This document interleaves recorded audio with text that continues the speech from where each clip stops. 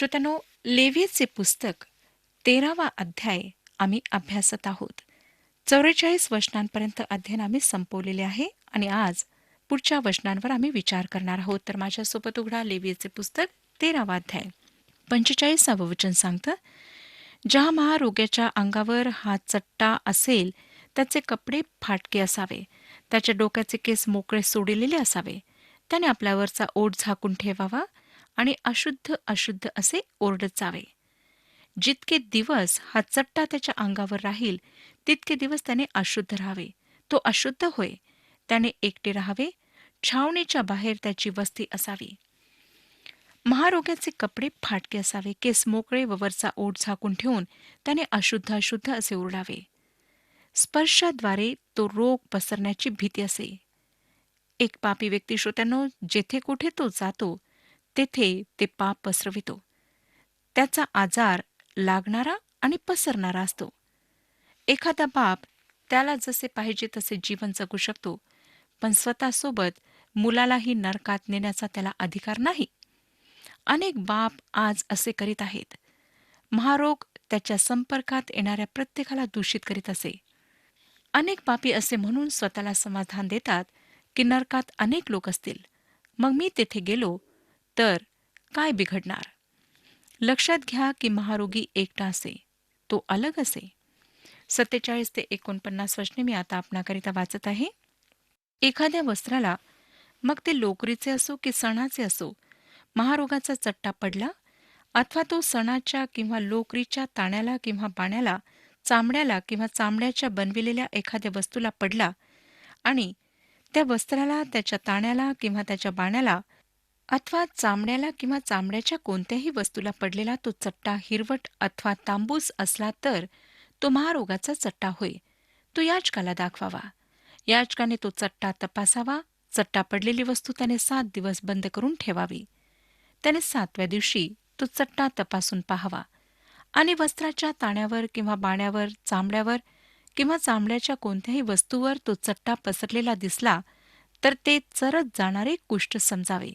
ती वस्तू अशुद्ध होय. ते वस्त्र लोकरीचे असो अथवा सणाचे असो, त्याच्या ताण्यावर किंवा बाण्यावर, तसेच चामड्यावर किंवा चामड्याच्या एखाद्या वस्तूवर तो चट्टा असला तर ती वस्तू जाळावी. ते चरच जाणारे कुष्ठ असल्यामुळे ती वस्तू अग्नीत जाळून टाकली पाहिजे. वस्त्रावर, ताण्यावर अथवा बाण्यावर किंवा चामड्याच्या केलेल्या एखाद्या वस्तूवर तो चट्टा पसरलेला नाही असे याजकाला तपासणीनंतर दिसून आले तर चट्टा पडलेली वस्तू धुवून टाकण्याची आज्ञा त्याने करावी आणि आणखी 7 दिवस ती बंद करून ठेवावी. मग ती वस्तू धुतल्यावर याजकाने तपासावी आणि त्या चट्ट्याचा रंग बदलला नसून तो चट्टा पसरला नसला तरी तो अशुद्ध समजावा. ती वस्तू अग्नीत जाळून टाकावी.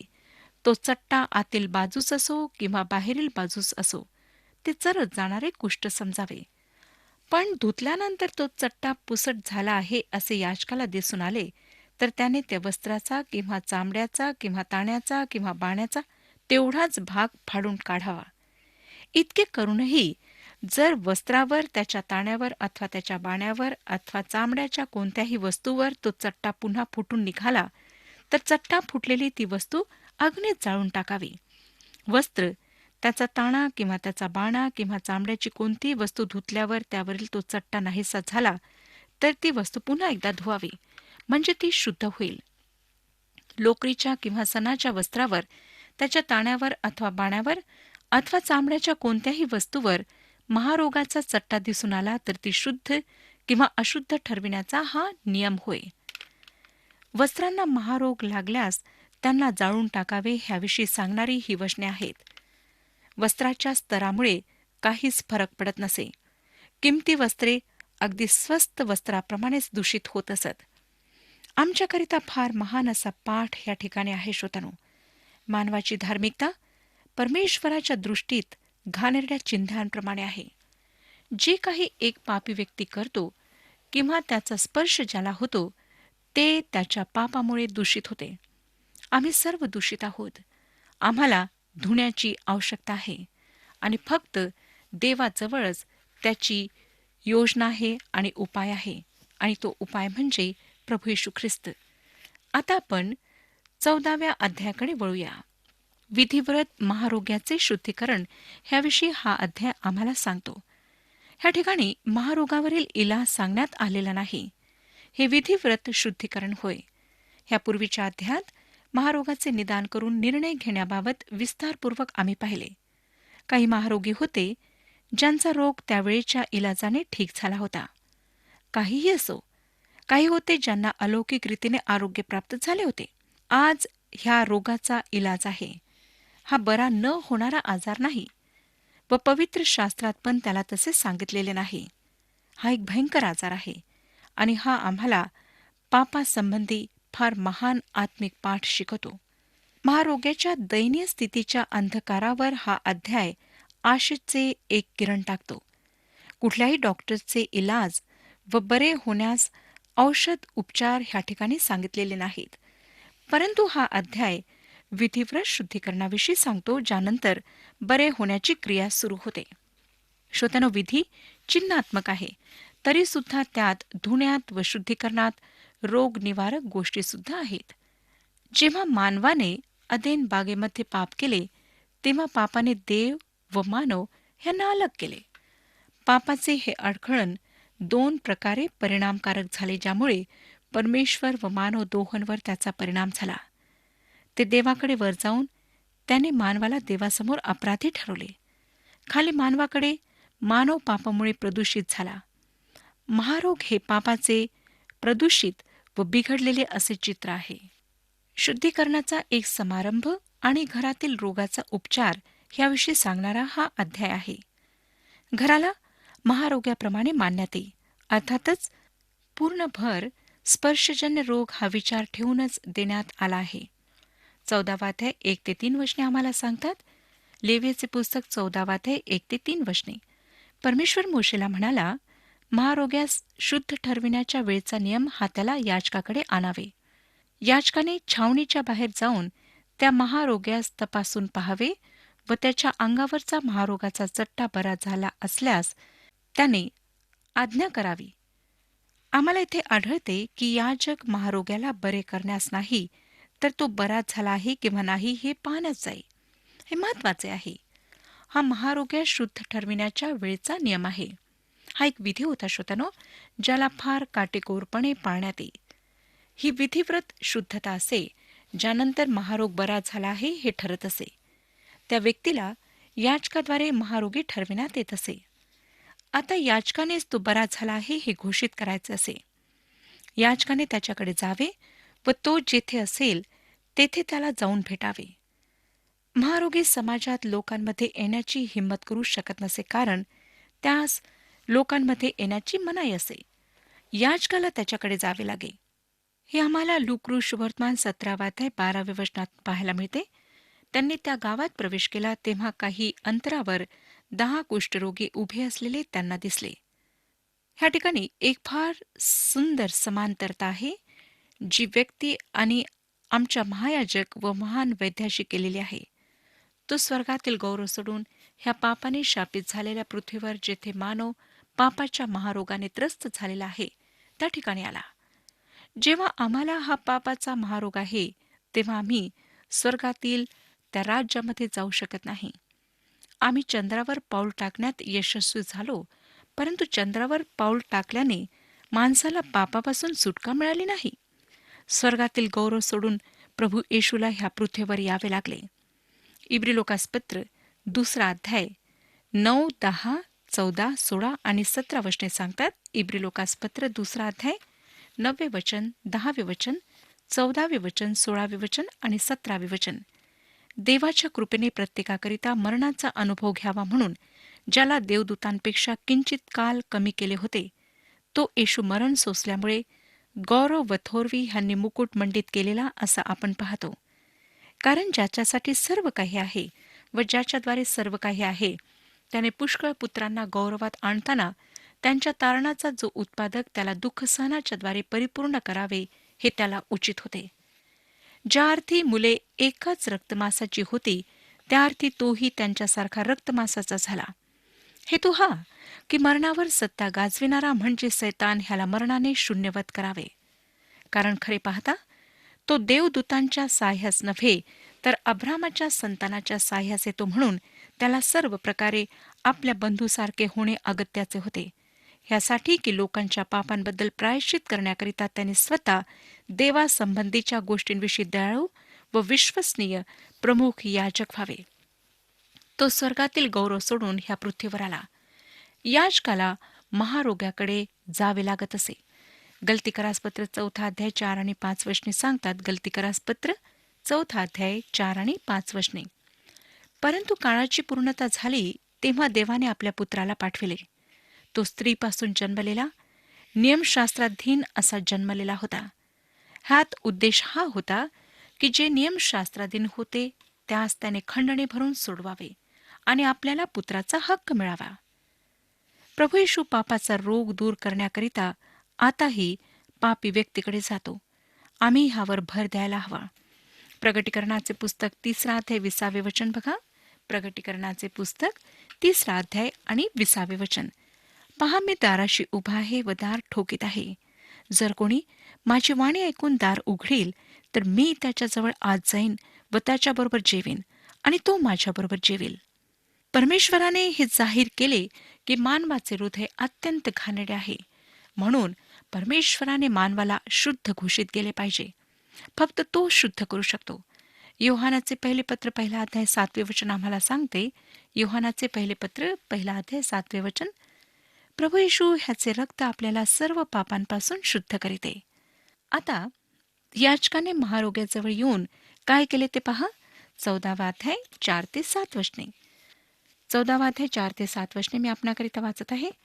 ज्याला शुद्ध ठरवायचे आहे त्याच्यासाठी 2 जिवंत शुद्ध पक्षी, गंधसरूचे लाकूड, किरमीची रंगाचे कापड व एजोब ही घेऊन यावे.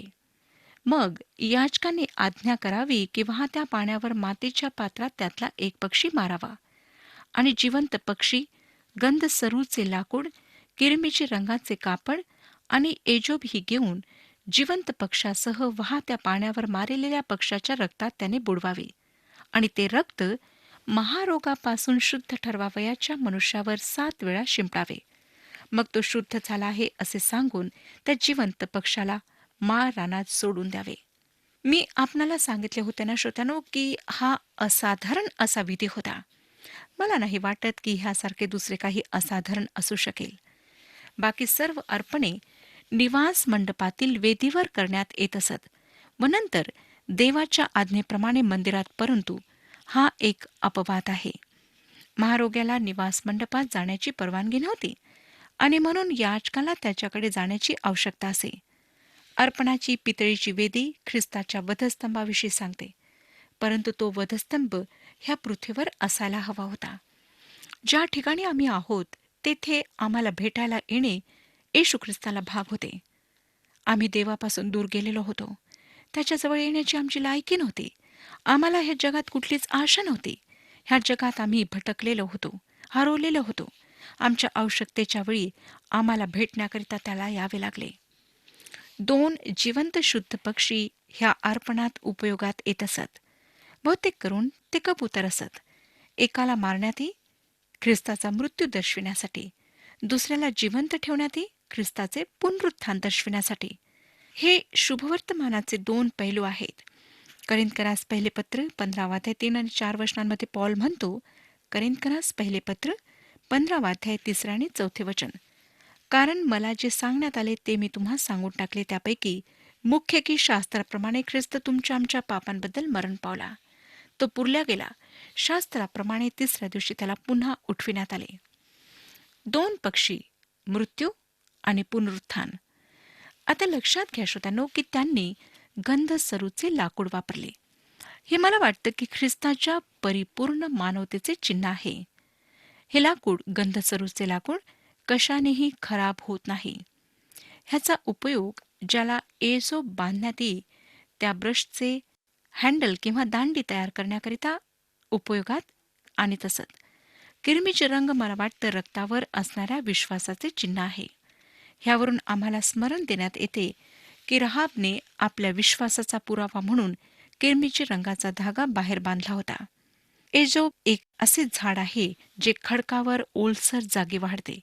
हे प्रत्येकाच्या वैयक्तिक विश्वासाला दर्शविते. स्तोत्रसंहिता 51 अध्याय आणि 7 वचन बघा. स्तोत्रसंहिता 51 अध्याय 7 वचन. एजोबाने माझा पापमल काढ, म्हणजे मी निर्मळ होईन. मला धू, म्हणजे मी बर्फाहून शुभ्र होईन. हे ख्रिस्तात असलेल्या सुटकेचा विनियोग व लागू करणं आहे. एखादी व्यक्ती बाजूला उभी राहून डोके हलवून म्हणू शकते की ती येशू ख्रिस्त मेला व पुन्हा उठला ह्यावर विश्वास ठेवते. हा तारण करणारा विश्वास नाही. प्रश्न हा आहे श्रोत्यानो, की आपण त्याला स्वतःला लागू केलेले आहे किंवा नाही. काय आपण खरोखर त्याच्यावर विश्वास ठेवला आहे किंवा नाही. तसेच हे ख्रिस्ताचा मृत्यू व त्याचे रक्त ह्याचे विश्वासणाऱ्यांच्या जीवनातील पापाला लागू करणं आहे. योहानाचे पहिले पत्र पहिला अध्याय 7 वचन बघा. योहानाचे पहिले पत्र पहिला अध्याय 7 वचन. पण जसा तो प्रकाशात आहे तसे जर आपण प्रकाशात चालत असलो तर आपली एकमेकांबरोबर सहभागिता आहे आणि त्याचा पुत्र येशू ह्याचे रक्त आपल्याला सर्व पापांपासून शुद्ध करीते. आता मातीचे पात्र ख्रिस्ताच्या मानवतेविषयी सांगते. त्याने आमचे शरीर, आमची मानवता धारण केली. पॉल करिंथकरास दुसरे पत्र 4 अध्याय आणि 7 वचनामध्ये स्वतःला मातीचे पात्र असे संबोधतो. करिंथकरास दुसरे पत्र 4 अध्याय 7 वचन.